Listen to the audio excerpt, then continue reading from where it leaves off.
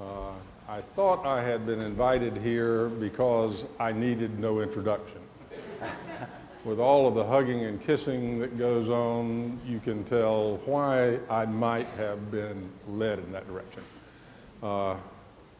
However, I realize now that now 4.5 years away, nobody remembers anything. So I am Culpepper Clark. I was proud to be a part of this university, its system for 35 years. And the only relevant thing that I think anyone should know about me is that I grew up as far south in Georgia as you could get without being in Tallahassee. In fact, I was born and grew up in the one county of the 159 in Georgia that was named for Henry W. Grady.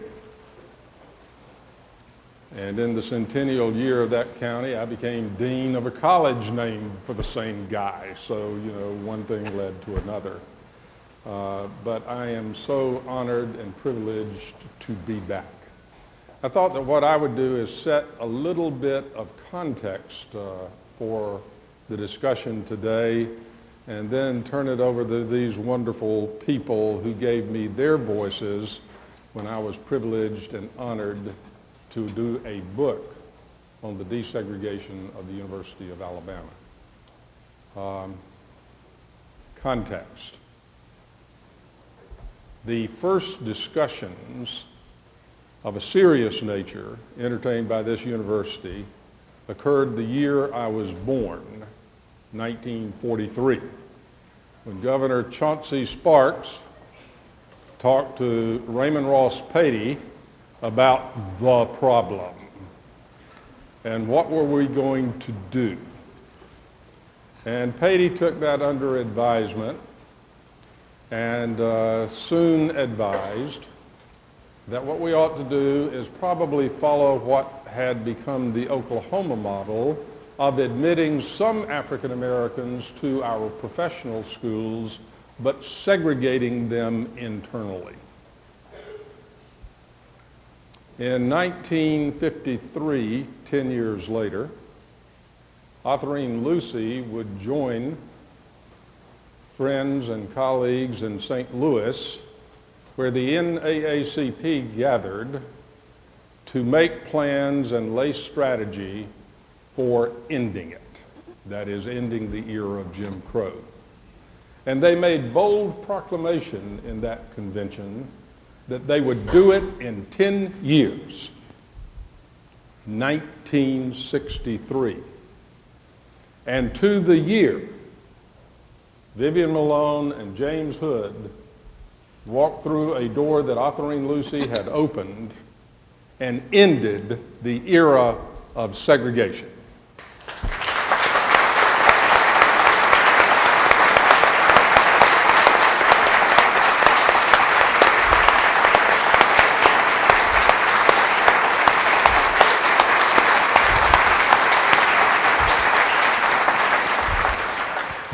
For me, it all began with a chant. When I was 12 years old, 1956, and I and my buddies in South Georgia were running around on our elementary school campus barefoot as yard dogs because you could back then, and because it never got cold enough to matter. And we were chanting, hey, hey, ho, ho, Authorine's gotta go. 2468, we ain't gonna integrate. We spelled it that way too. And of course, I had no idea who Autherine Lucy was. Interestingly, as I eventually moved my career in the direction it took, I got to know a lot of people throughout the South who were chanting the same. Now, later that year, we acquired our first television set. I turned 13 in New York City because I had a brother who married somebody on Long Island. And by the end of that year, I had begun to get some sense of moral political direction. Even became a passionate supporter of Adlai Stevenson, who was crushed by Eisenhower that year. 4 years later, as a senior in high school, I was passionately for Kennedy. 4 years later, as a senior in college, I was passionately for Lyndon Johnson. So it occurred to me, Sharon, that even before Barack Obama was born, I was a communist. So maybe we can't blame everything on him. Oh, yes, we can.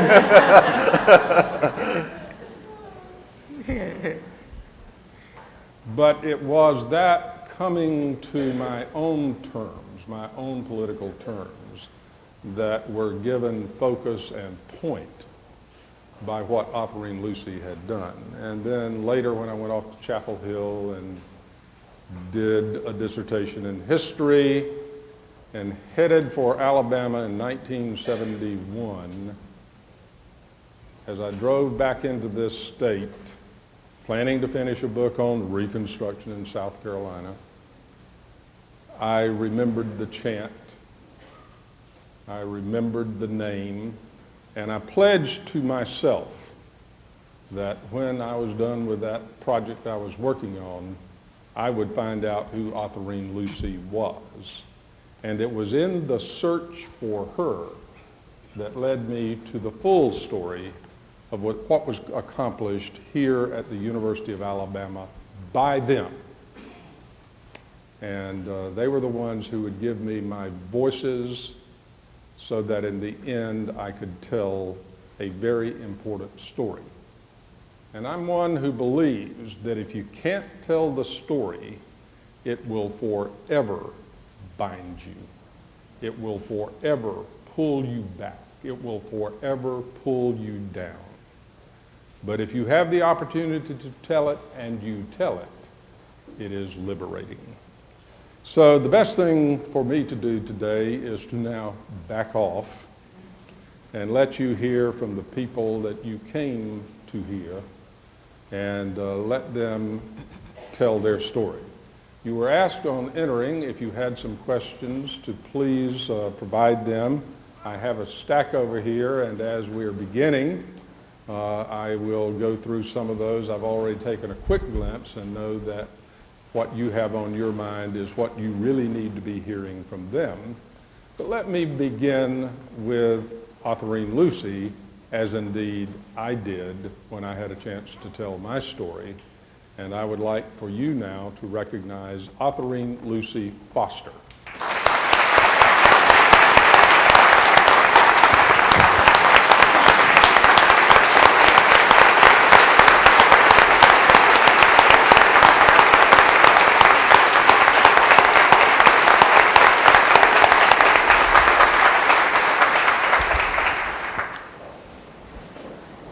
Don't we already have a building named for her?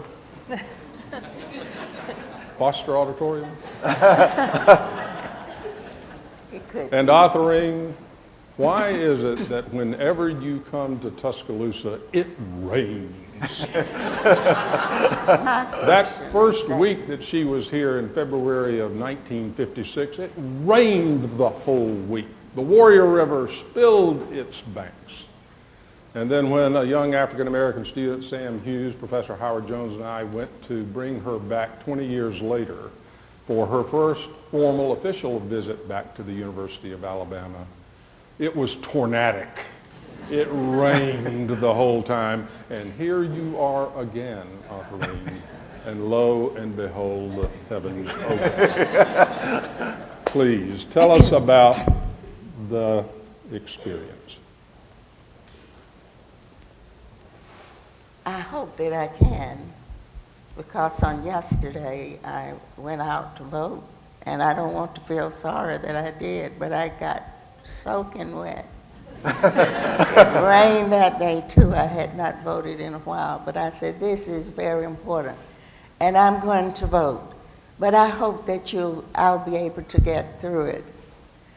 And Dr. Clark has told the story wonderfully well in his book. And just about all that I can say to you, and if you've read it, I'm sure you know the story, and it has been all over the papers. But if you just want me to say it again, I guess I will.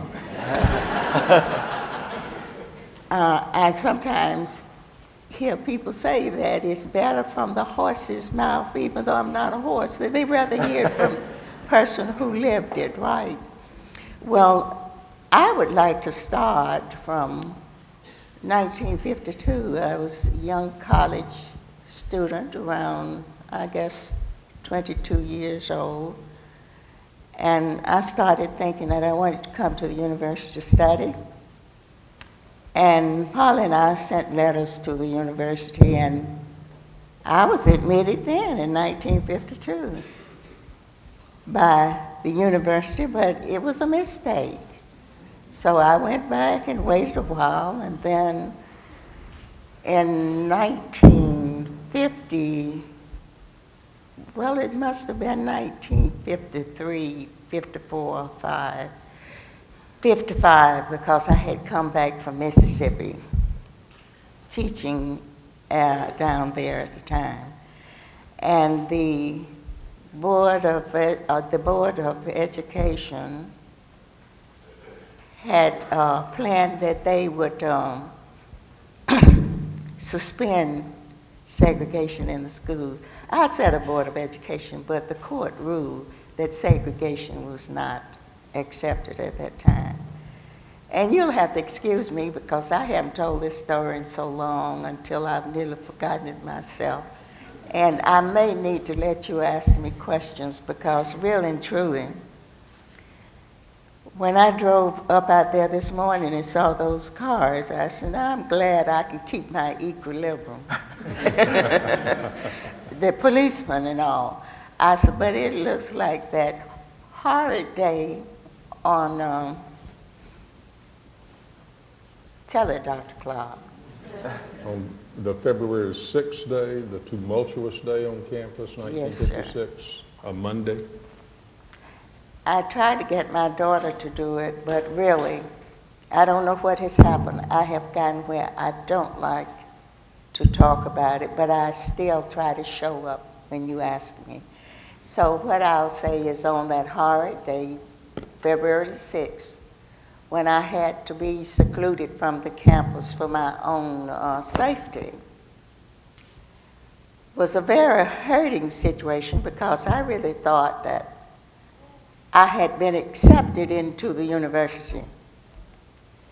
You get the idea that sometimes there are things that we don't want, but that we will accept because we know that it's the human thing to do.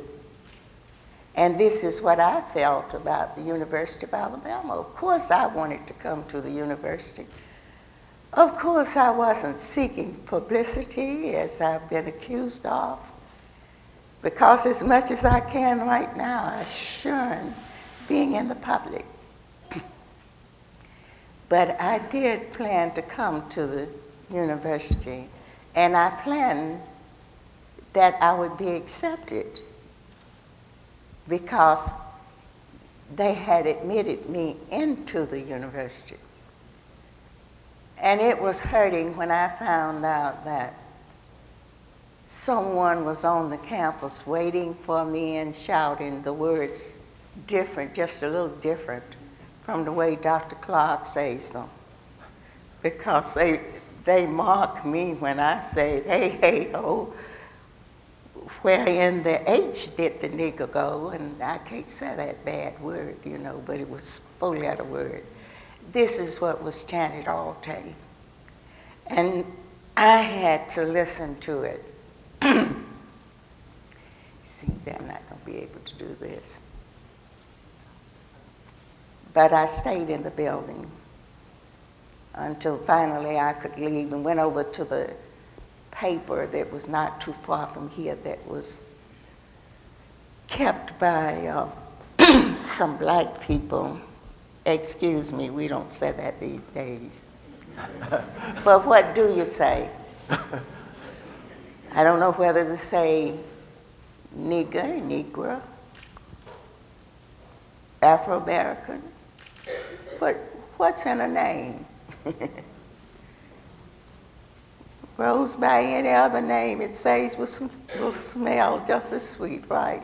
So we don't worry about the name. I say that. I don't worry about that particular part of it. But after I went to the paper and I learned that the young man that was with me was being flogged on the car, and that they were up on it trying to turn it over. And I felt so sorry for him that he had to take that. But bless her heart, Mrs. Shealy had gotten me and the policeman to safety. That's why I felt that I just needed to be here to see her being put into the Hall of Fame. Because I say, if it were not for Mrs. Shealy and Vice President Bennett, I may not be here to talk to you today. But it was not exactly in their hands either, because I feel that we don't leave here until God is ready for us to go. Right. That's when we leave this place, really. And I know I'm in a public institution, but I think it's best we'd better know that there is a God somewhere. Yeah. And after we got together, we went back to Birmingham, and here comes a telegram. You have been secluded from the university for your safety. I said, oh my, again, I'm out again. I accepted that, and the lawyer sent me off to Talladega to rest. I needed it too, because after an experience on campus like that, you don't want to feel that you are afraid. But if you're one person and you have several people running you across the campus, I'd be ashamed, wouldn't you? To be running one person across the campus of another color. I guess no one said anything. You wouldn't be ashamed, would you? But I would, I feel, to be running one innocent person across the campus whose idea was to get an education, to further my education. I had attended Miles College. I had an A.B. degree in English with a minor in French. But we don't stop there. I wanted to become a doctor like Dr. Clark. But I was going to start with the A.B. degree and then go on from there and get the master's and then perhaps the doctorate. And I thought about it for a few years, but I changed my mind because so many people were dying from getting their doctor's degree.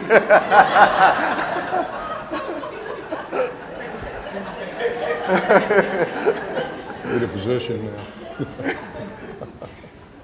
So what? I said I need a physician now. Physician? Which Sharon. one? Physician? I do too, because I need a physician lots of times to help me to hold on. But I want to hold on. I want to share with you. And I want to let you know how much I appreciate you and your reception of me in this auspicious, on this auspicious campus. It is just so beautiful. And it was like I've heard another person say, but it was concerning something else. Who wouldn't want to go to a campus like this? Mm-hmm. And now I really have to touch myself that I'm sitting up here talking to you, as insignificant as I may be, because Dr. Clark told you where he came from. I forgot to tell you where I came from. I lived in the mud hills of Shiloh, Alabama, down there in Marengo County, where it was hard to dig out a living. But I don't shy from it because I appreciate it. It taught me what hard work was like. My dad worked hard, but we never were hungry. That's a blessing. And after I left there. Of course, I didn't want to go back, but I appreciate Shiloh, Alabama. And it is said that Autherine Lucy put Shiloh on the map. It's still not on the map. But they know about the name. And the name is not important. I just hope that the young people that's in this university will take the opportunity to emulate, not imitate, but to emulate Autherine Lucy. Go on and do great things. That's the thing I want you to do. Let me put a little context around that.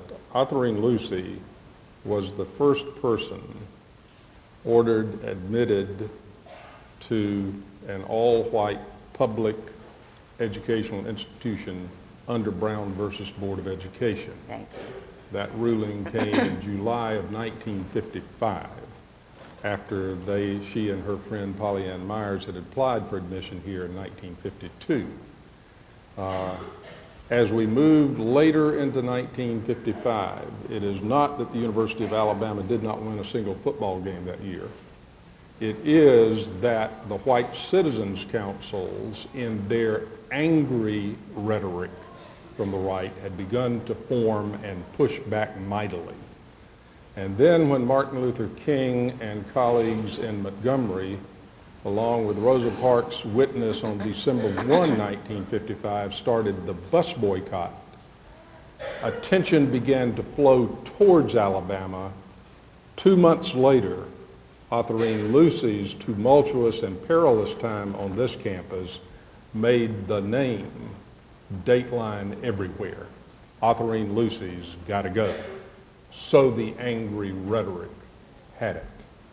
But you need to understand that in context, this university was at a flashpoint when she came here, and it was the first instance of a court order related to desegregation being flouted by massive resistance and a mob. So the angry rhetoric can have terrible effects, as it did in her case. But Autherine came back. The expulsion was lifted in 1988 by the Board of Trustees of the University of Alabama, and she and her daughter Grazia graduated together here, mom with a master's, Grazia with an undergraduate in finance. And that occurred in 91 or 92, so 2. 91 for me. Yeah. But you had to wait to walk with your daughter. And then I didn't get my robe. Mark Samori, get with the program. Late. I like that. I'm going to tell you, Dr. Clark doesn't like for me to make you laugh. You know, he wants me to keep you straight like the doctors do. I didn't get my doctorate degree. But anyway, when you are marching down the aisle, you know how that is, don't you? When you get your master's degree, what kind of robe do you wear? And what you got hanging down your back, Dr. Clark? Well, you get a hood, is that what You got a hood. I thought of it, but I wanted you to tell me. Yeah, right. But Down here, unfortunately, it has double entendres. So. Sir, what you said, Dr. Nothing. James is laughing, but thank you. No, I did not mean you couldn't make them laugh, Autherine. I know, don't get me serious, take me serious, Dr. Clark. I know You know we're friends. We are. Dr. Clark set out to make me Rosa Parks.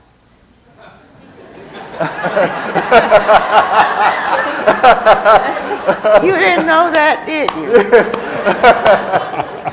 He said, I'm going to tell that story because I think that you're the first one that was the one that started out this mission of integrating the schools and the setups around here. And I said, I don't think you can do that. You know, I said that. Do you remember Dr. Clark? Dr. Clark and I spent lots sometimes I forget what I say. The only thing I hate is when people take notes on what I say. Where are my notes, Doctor? Pardon? Where are my notes? All the notes are Engraved on in my, the in my library. mind, but this is for real. Yeah. But I say that to be serious because this incident started a long time, and Dr. Clark is a very helpful person. And I appreciate the work he's done, and I know that you do it, and I don't dare try to mix him up or say anything like that. It's just amusing how we change from one event to another without even trying.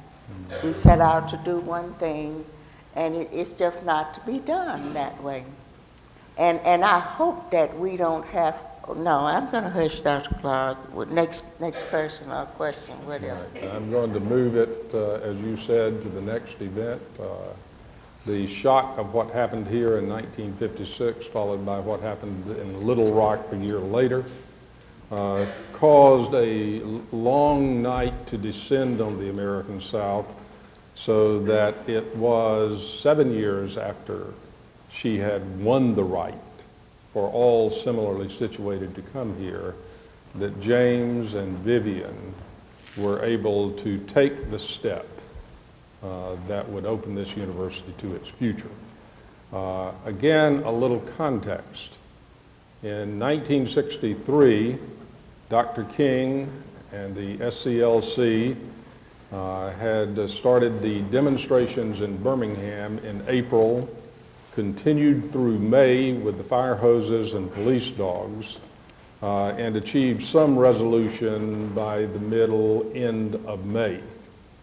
Then in June, the cameras switched from Birmingham to Tuscaloosa, where we have probably the most vivid symbol of the era, with George Wallace standing defiantly in the schoolhouse door here, confronting Nicholas Katzenbach representing the Kennedy administration, and James Hood and Vivian Malone.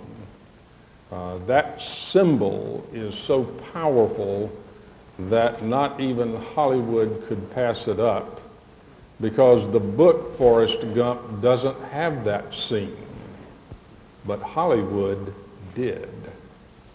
Only one measure of how important what happened at the schoolhouse door was that day. It would give George Wallace 4 runs at the presidency of the United States. It would allow time for George Wallace to carve out of the Democratic Party the Wallace Democrats. And those Wallace Democrats would facilitate the Reagan Revolution of 1980. It was a dramatic moment in American politics, giving life to what we still experience today, but also giving opportunity, James and Sharon and Elvin, to the audience that you see here today. And as Autherine just noted, being here today is light years away from her perilous time here. So James, I'd like for you to talk a little bit about that day in 1963, June 11, your experience, how you see things now, and then I'm going to ask Sharon and Elvin, sister and brother of Vivian, to talk some about the family and its relationship to that day. Well, one of the things I remember, coming onto campus, it was 85 degrees. And we had to stop in the graveyard to wait for the president to authorize the National Guard. And so we sat in the graveyard, and I said to Vivian, "What in the world are we doing here not dead?" She said, and I looked around, and all the tombstones were all showing the name of white people. I said, "Well, we in the wrong cemetery, aren't we?" She said, "Yeah." And so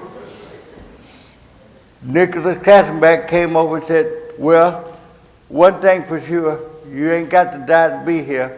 I said, "Okay." And he said, we'll get it straightened out after a while. So they federalized the National Guard.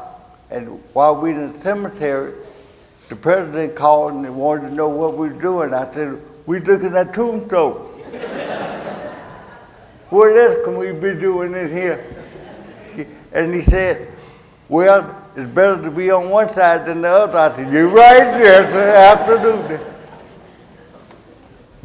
And then we headed down to Tuscaloosa.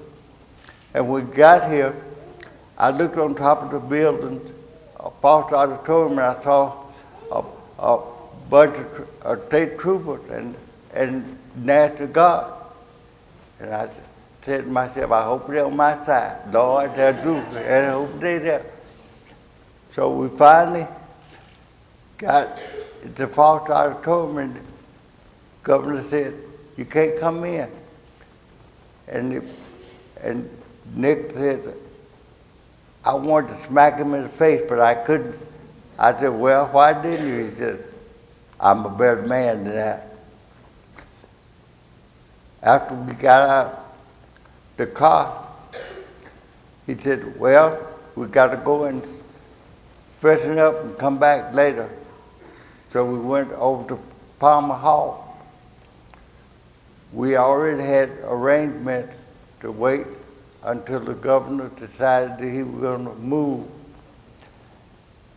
And that evening he decided, when the General Graham arrived on campus to take over the National Guard, that he definitely said to hurry, he didn't have time to put a uniform on. So they found him some clothes, and he walked over to our building, to my building at Palmer, and one of the National Guard wouldn't let him in. Said, who are you? He said, General Graham. He said, who in the hell is that? He said, the president made me the head of the National Guard. He said, oh, you my boss? He said, yep. And the next day he was gone. I don't know what happened to him, but he disappeared. General Graham said, these boys don't know who the boss is, do they? I said, no, sir, apparently not. He said, well, I'll show them. The next day, after we got registered, we took her over to the class in the building, and on the way in, a young girl passed out. And I said, what happened to her? She said she couldn't take it. And that was the only incident that I remember of any negative consequences the whole day, the whole time I was here. Only one incident in the whole thing. The students were great, and most of the faculty was great. They were here visiting.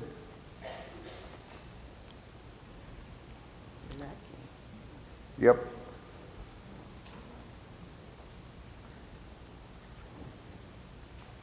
Thank you, James. Okay.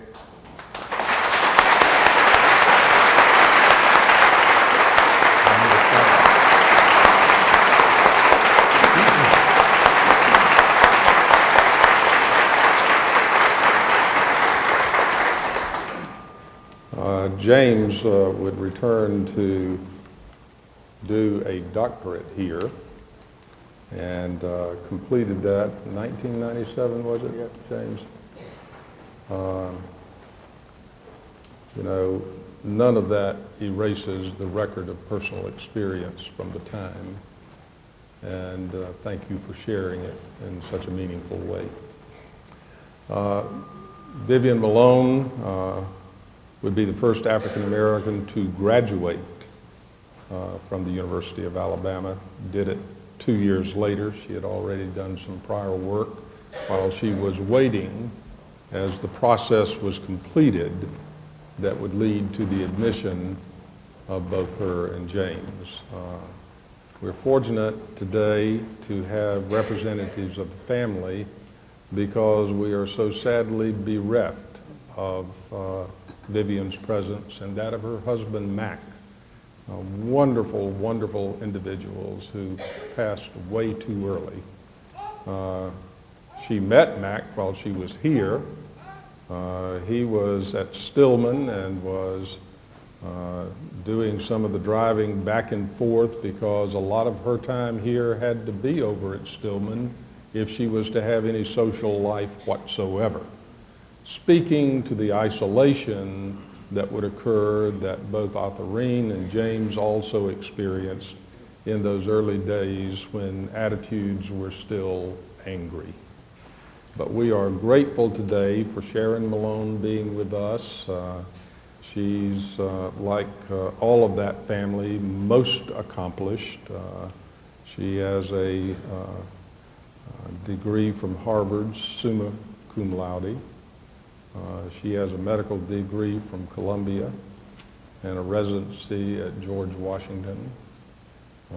And Brother Elvin, whom I met just moments ago, is now a fellow Georgian with me in Macon, and so we might find some more opportunity to get together. But all of that family has been so accomplished. I'd add one little note here, if I might. As I recollect, Vivian was born in Snow Hill, was she not?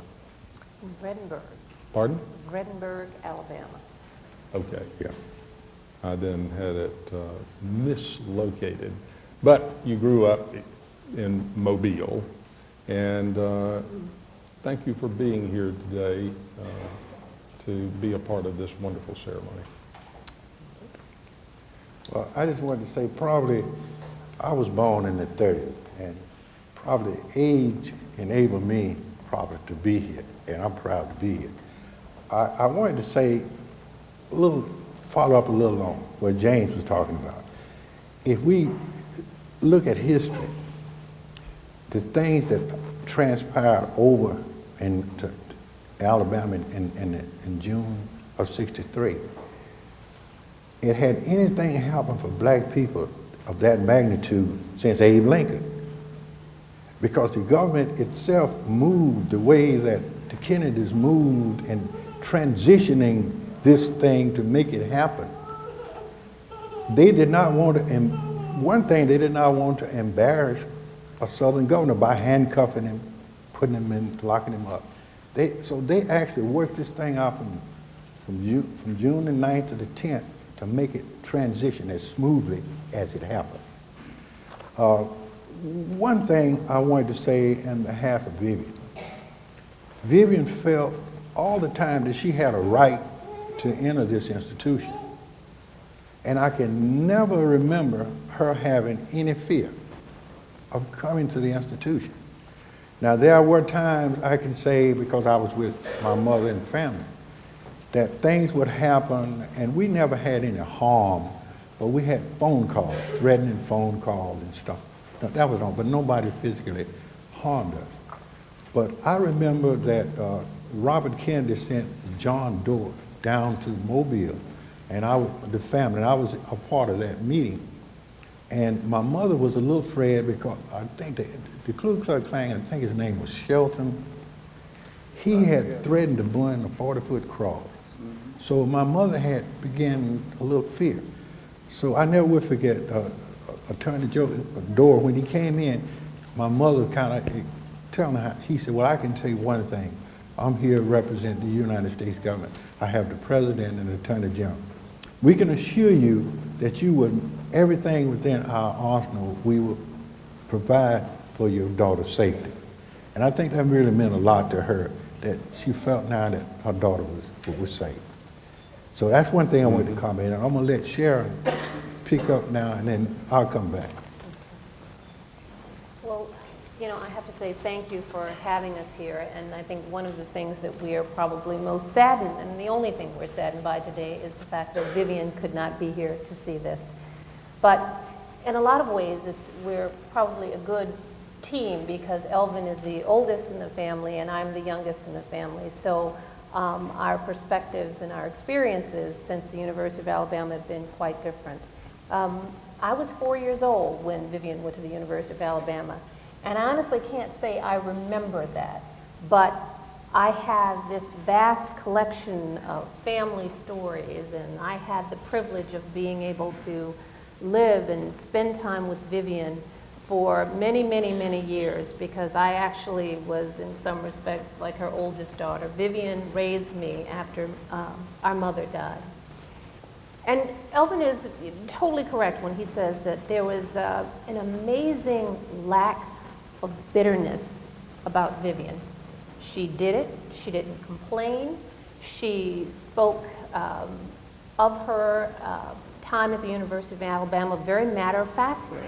And as a matter of fact, when I read Dr. Clark's book, I said, oh my goodness. I mean, I did not, because not having experienced that, I didn't realize how dangerous and how serious the situation really was when they went in 1963. And I would come back and I'd ask Vivian, I'd say, well, Vivian, well, what did you do when? And she said, well, I went to class. And she would say, I remember her telling me the story about the first day that she went to class, and she came in and sat down, and everyone in the class got up and left. And she said it was just her and the professor. And I said, well, and she said, well, we just stayed, and I finished, and he gave his lecture, and that was the end of that. And she said, sooner or later, they got used to it. She said they got used to it. And, I think about her, and I think about her often, the quiet courage that she brought, and how she was able to negotiate this. And being a mother now, and having a daughter who's almost the age that Vivian was when she went to the University of Alabama, I understand not only the maturity that it must have taken for the two of you and for Mrs. Foster to come to the university and be that alone and that isolated, and to have the courage to be able to withstand this. I think that, it's probably also befitting that I can at least sort of bookend the other end of the experience, because I am, in many ways, the benefactor of all of these wonderful people who've opened doors. And I've walked through those doors. And I think that, one of the proudest moments that I think that we have had as a family after this was just the strange coincidences that you never know where things are going to lead you. One of the things that Vivian was very proud of, and that was during the time of the Clinton administration, when my husband was then appointed the Deputy Attorney General of the United States. And we would laugh about that, because I'd say, Vivian, it took a Deputy Attorney General to get you here, and that was Nicholas Katzenbach in 1963.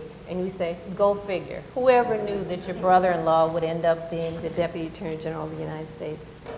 And, and there are many, many, many stories like that I can tell. And unfortunately, Vivian was not able to be here to see probably the ultimate dream that she would have had for this country, which would be to see the election of an African-American president, and then to see my husband become the Attorney General of the United States.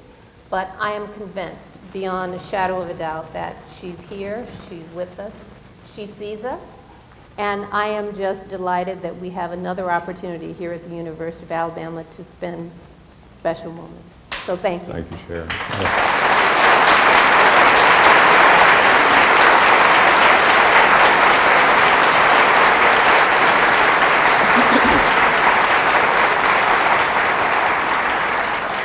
And on that note, let us recognize the Attorney General of the United States of America, Eric Holder. Would you please stand?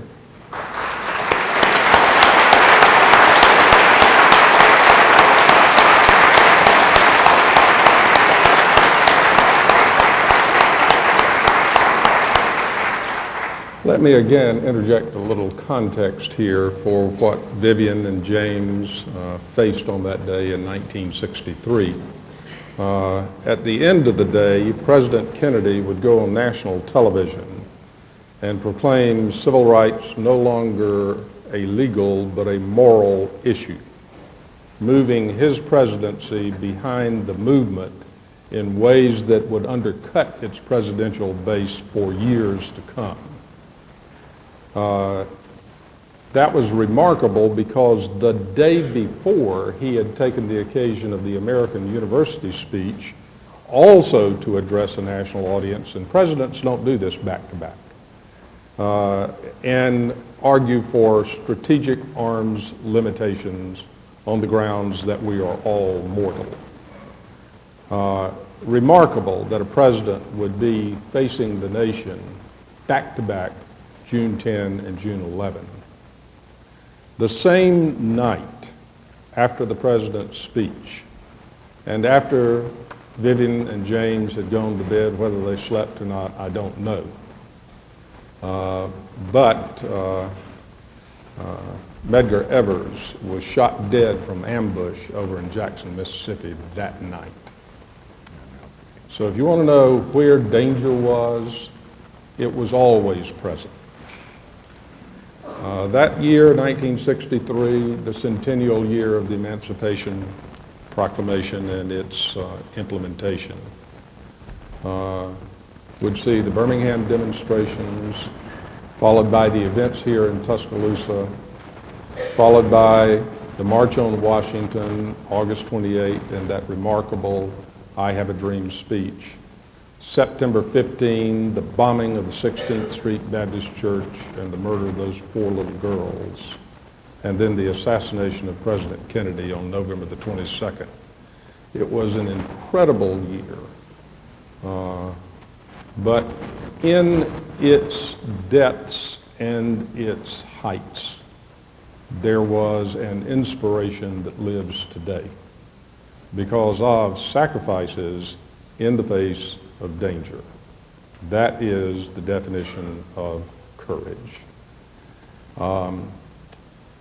We have a question from the audience that I would like each of our panelists to address, however briefly our time is now, and then I'd like to say a few final remarks and continue the day, which will end with the dedication of this wonderful plaza. But someone asked,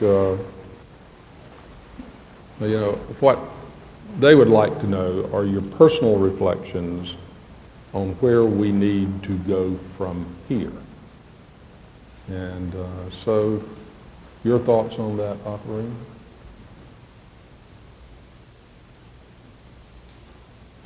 Did you bypass me? All right, I'll come back to you. How about that? And the first will be last, and the last will be first. That's sweet. All right. I think we have made tremendous progress already, but we got a long way to go. Electing a black president was one step, one major step. Now the question is, when the black governor? That's the next thing. We got to get to that point, and then we'll be there. You got elected officials in all levels of government, but not a governor.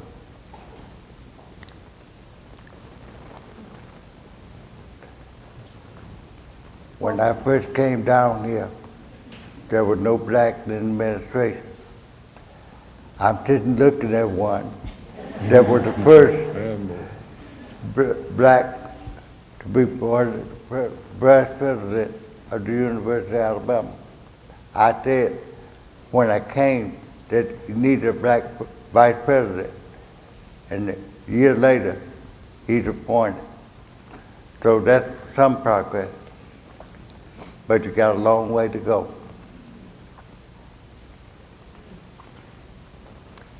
Well, I agree. I think that I don't think that anyone could look around this room or to look at anything that has gone on in this country, and particularly at the University of Alabama, and not say that tremendous progress has been made. But I think that, again, these are good steps. We're making progress. I think that we can't be complacent. We're not done. We're not post-racial. I think that the conversations that we have, an understanding of our history, and to have the young people understand that is vital to our being able to make progress in the future. And I think that, you know, so much of the history of this country, of the state of Alabama, and of, you know, this entire world is just not known. And unfortunately, it is going to be incumbent upon us to really make sure that this information stays out there, because, you know, as is always said, if you do not know your history, you are doomed to repeat it. So that is, I think, the mission that we should all have in going forward, in making sure that the names of the people who are responsible for opening those doors for us continue to be ever present so we can keep them open.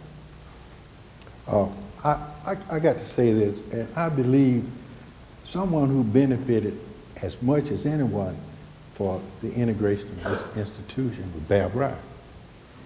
Now,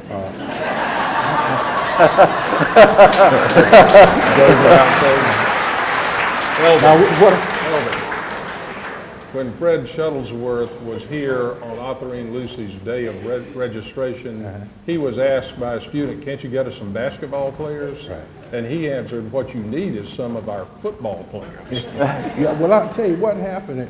I think in athletics is something that I live this. I had a son to play at Mississippi State. And matter of fact, he broke the all-time scoring record. We got the ball on this campus. But what I'm saying is, what's happened with our athletes, they coming in and they bringing them in and they winning national championships, but they're not getting them to become graduates, where they can leave the school and be productive, because 1% are probably, if they're lucky, will go into the pros.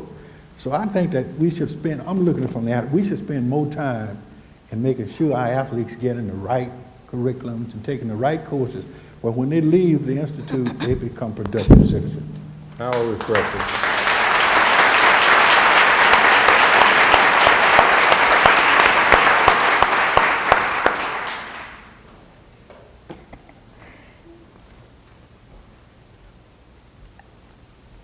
I really have been thinking about this quite seriously.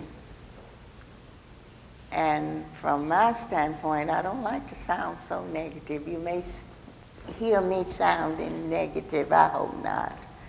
But what I'm getting from it is that it seems that we are making one step forward and one backward.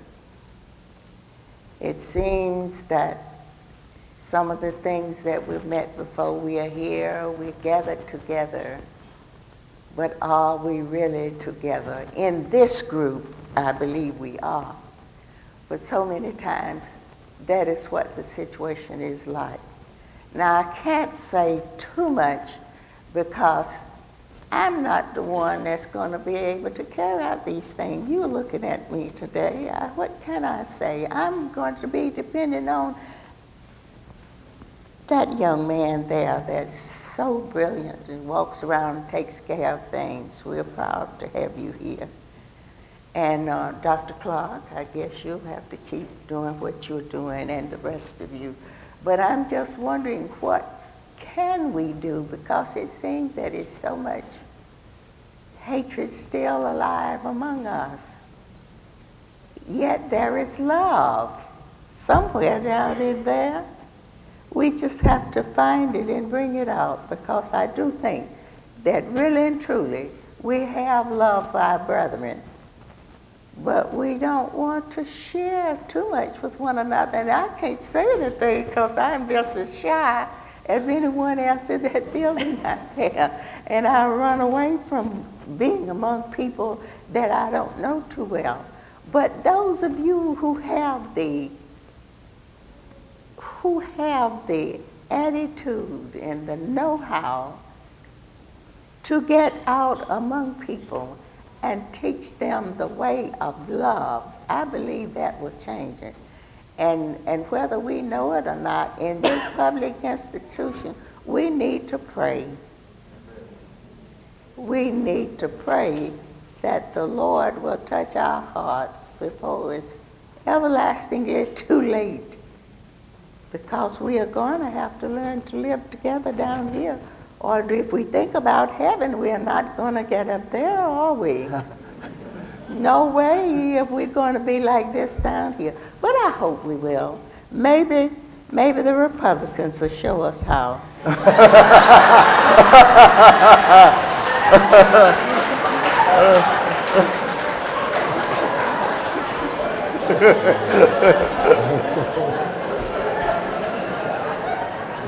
I didn't mean for that to be taken the wrong way. I didn't say that to be funny. But I do notice that I'm hearing that they are back on the league board, so I don't know what's going on. And I'm seriously thinking about it in a serious manner, because we have to do something. And we don't want to go back to what I experienced. I like to hear what James said. He had a good time. He had 2 good days.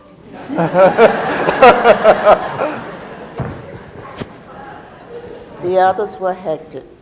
But you're talking about someone that loves the University of Alabama. It is I. I've even learned how to play football since I started learning. Not to play it, but to look at it and enjoy it. Really, I love the University of Alabama. I love all of you deeply. And I just pray that we can do something at this university will get us together and help us to be real and serious about it. Thank you.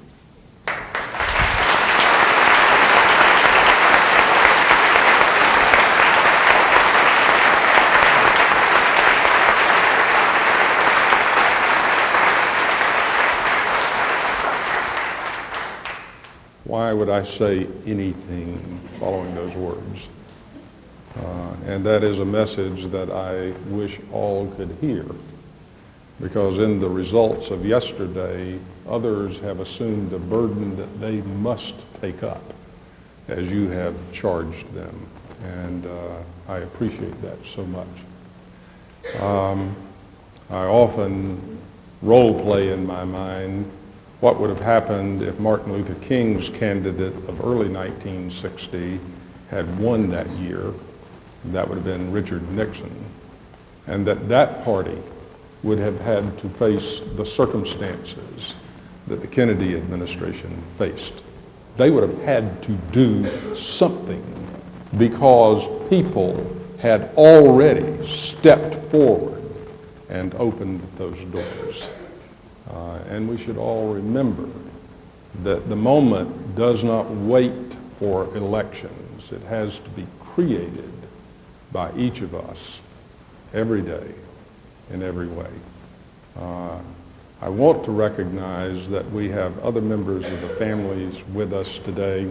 I can never think about Autherine Lucy Foster without her husband, the Reverend Hugh Lawrence Foster, who is with us today.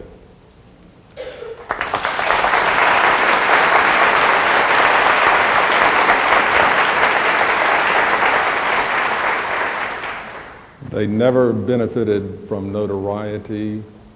Her steps were taken at a time where no one was willing or ready to take it up, not even associates sometimes in the NAACP itself. And yet they took the Reverend's ministry and took it every day another step forward. And from them came 4 wonderful children. Hugh, I've got a picture of you with me in the University Club, and your mom. It is dear to me. Angela, been such a special part of my life. Crystal, I did not get to know you as well because you went off to Tallahassee, 30 miles south of where I grew up. And then, of course, Grazia, who had to step out because we have to take care of grandchildren, you know. But Grazia became a very special part of my life when I had the pleasure of being in the president's office for a time, and she was a student here on campus. Where are you, Grazia? Someone is pointing you out. There you are. Mwah.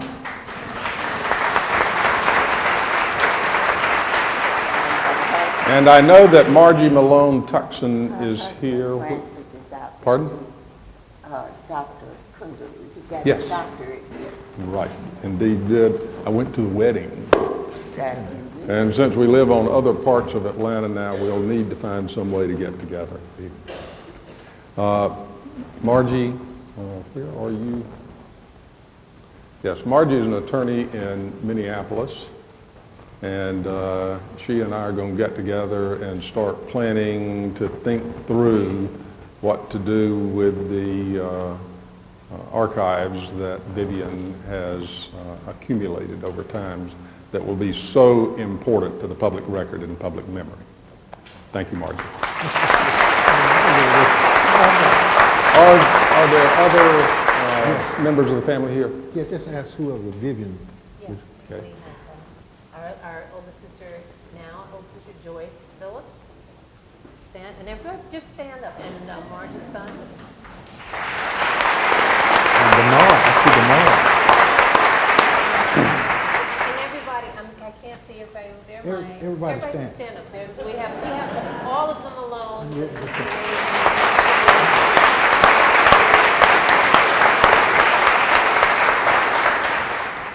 This is the only time we can ever get a quorum present when we come to We'll have one other brief personal story to point to where we're going later today. I grew up 65 miles from the Alabama line and never set foot in this state but one time before I interviewed here in 1971. And that one time was in 1959, in between these dramatic episodes. And a family that had retired from Boston, Massachusetts was living in my hometown. And they asked if I wanted to go with them, they were then good friends of the family, to see their daughter graduate from the University of Alabama. Sure. So we drove into Alabama, and I'm sitting in the back seat kind of looking around at 14, soon to be 15. And get into Montgomery, and I look around, and I said, this is where all that trouble was, wasn't it? You know, and all my impression of that was a pretty drab place. And then we got on to Tuscaloosa, and I got in the receiving line over here at the mansion to meet the then handsome and charming Frank Rose. And it was raining. And so graduation exercises that day were not in the football stadium, but in Foster Auditorium, where we will be going at the end of this day to commemorate public space as public memory.